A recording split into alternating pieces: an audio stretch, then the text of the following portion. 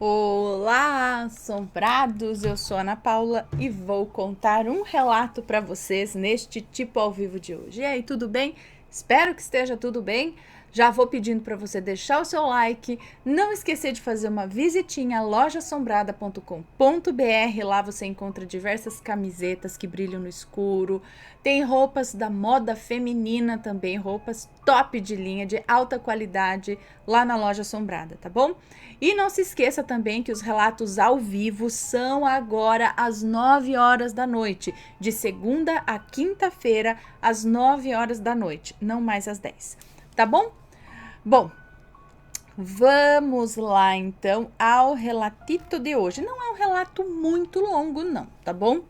E é este daqui, Nome no Espelho.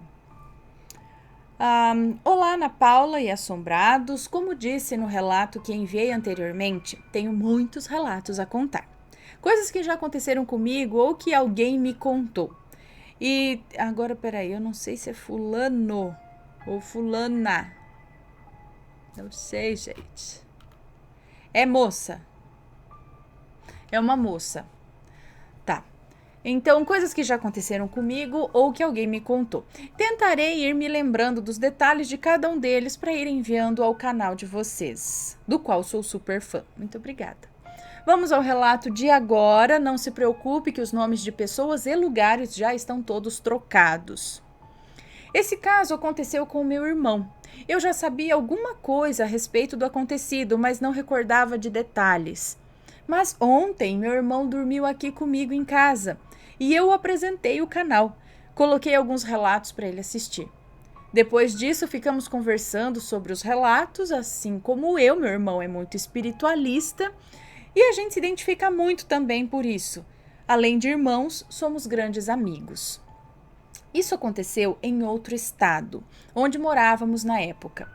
Era 2008 e um dos melhores amigos desse meu irmão foi morto de uma forma covarde e cruel.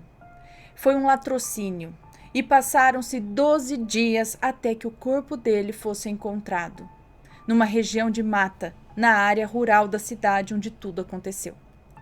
Vou chamar o meu irmão aqui de Pedro. O amigo falecido dele vou chamar de Paulo. Ambos eram muito ligados, viviam juntos para todos os cantos, viagens, bebedeiras e passeios diversos. Paulo era uma pessoa que transbordava alegria, e onde ele estivesse, a diversão era garantida. Meu irmão é empresário, e o Paulo também era, mas de diferentes segmentos. Pedro me contou que nos dias que antecederam a morte de Paulo, ele estava com uma sensação estranha, como se algo muito ruim estivesse prestes a acontecer. E que o Paulo, inclusive, o levou numa moça, numa clarividente, onde ele, o Paulo, sempre recorria para ter algum conselho, etc. Meu irmão me disse que a moça foi bem enfática com ele. Durante a consulta, ela revelou ao meu irmão que em breve ele estaria entre dois caixões, chorando muito. Seriam duas perdas muito grandes para ele, de pessoas que ele amava muito.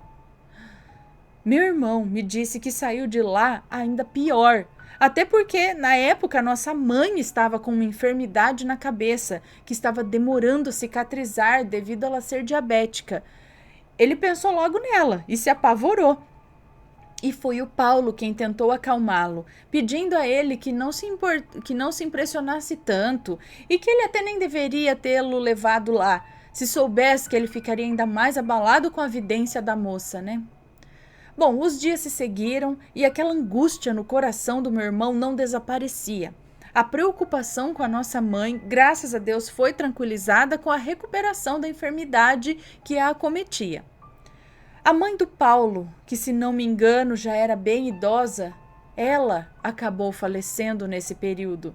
E o meu irmão o amparou, o ajudou a passar por aquele momento difícil, inclusive até vivendo o luto junto com o amigo, fazendo abstinência de álcool por 14 dias, a pedido do Paulo. Após o período do luto do amigo, na primeira cervejada deles, o Paulo comentou com meu irmão assim: Pedro, estou lembrando agora sobre a morte que a moça previu.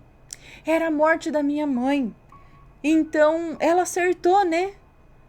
Meu irmão me disse que assentiu assim com a cabeça, né? Disse que concordou, mas que no coração dele ele sabia que não era aquela dor. A vidente revelou apenas ao meu irmão sobre o que aconteceria, e Pedro não havia entrado nos detalhes com Paulo, apenas tinha dito a ele sobre o luto. Ana, desculpa se o relato estiver grande demais, mas foi importante que eu contasse todos esses detalhes, pois são partes fundamentais do acontecido. Tentarei ser mais objetiva a partir de agora, para que o relato não seja tão longo. Alguns dias após essa conversa que eles tiveram, aconteceu o desaparecimento de Paulo. Foi aí que Pedro entendeu sobre qual dor da perda a vidente se referia. E ele lutava contra o que sentia, mas já imaginava que o amigo havia falecido. Meu irmão contribuiu bastante com a polícia nas buscas por Paulo, contratando inclusive até detetives particulares para ajudar na investigação. Eu lembro bem que ele ficou por demais devastado por tanto sofrimento. Durante aqueles 12 dias de angústia, sem saber de fato o que havia acontecido com Paulo, em meio àquele furacão de aflições, isso por volta do 9º dia de desaparecimento, uma senhora se dirigiu à empresa do meu irmão e pediu para falar com ele, pois tinha um assunto urgente a tratar com o mesmo. A secretária imediatamente localizou meu irmão e providenciou o encontro dessa senhora com ele. Tratava-se de outra clarividente e, segundo ela, o espírito de Paulo estava colado ao meu irmão, chorando bastante, sem entender o que havia acontecido, e que o meu irmão precisava ajudar o amigo a se desligar desse plano, ou caso contrário, o meu irmão adoeceria, pois inconscientemente o Paulo estava sugando suas energias. Meu irmão meio que não acreditou, apesar de sentir em seu coração que o amigo havia partido. Apesar disso, ele ainda tinha certa esperança de encontrá-lo com vida. Mas, em respeito àquela senhora e também pelo desgaste emocional que ele estava passando, ele não a desmentiu e até proferiu as palavras que ela pediu que ele falasse. As palavras diziam ao Paulo que ele seguisse a luz e que se desligasse da matéria, que o mundo dele agora era outro. A clarividente disse que o espírito do Paulo chorava demais.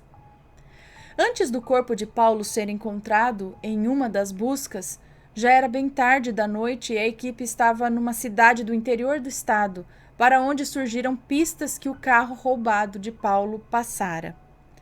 Como já era tarde, meu irmão procurou uma pousada para descansar e continuar no dia seguinte as buscas por informações. Junto com meu irmão estava um senhor que trabalhava com Paulo há muitos anos. Era até como um pai para ele, e aqui vou chamá-lo de seu Joaquim. Meu irmão providenciou um quarto com 2 camas, uma para ele e outra para o seu Joaquim dormirem. Na manhã do dia seguinte, Pedro foi tomar um banho, e como essa cidade fica numa região serrana daquele estado, o clima frio fez o espelho do banheiro embaçar. Quando meu irmão saiu do chuveiro, ele tomou um enorme susto, pois no espelho estava desenhado um pequeno coração e abaixo escrito o nome de Pedro em letra de forma e mais abaixo a assinatura de Paulo. Meu irmão se arrepiou todo e imediatamente chamou seu Joaquim, que de dentro do quarto não entendia nada do que estava acontecendo. A porta do banheiro estava trancada por dentro. Só havia o meu irmão no banheiro. Seu Joaquim era analfabeto. Ele não tinha como ter escrito aquilo. E além disso, meu irmão conhecia bem a assinatura de Paulo. E com certeza havia sido ele, o Paulo, quem havia escrito aquilo no espelho. Naquele dia, meu irmão não teve dúvidas que seu amigo havia falecido.